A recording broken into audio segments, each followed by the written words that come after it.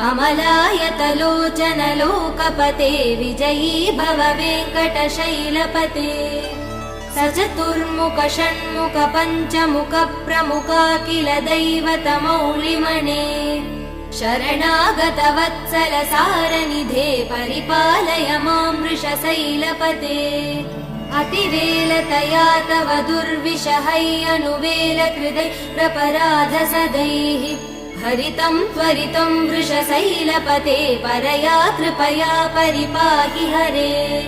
अधिवेङ्कटशैलमुदारमते जनताभिमतादिकदानरतात् परदेवदया गदितान् निगमै कमलादयितान् परं कलये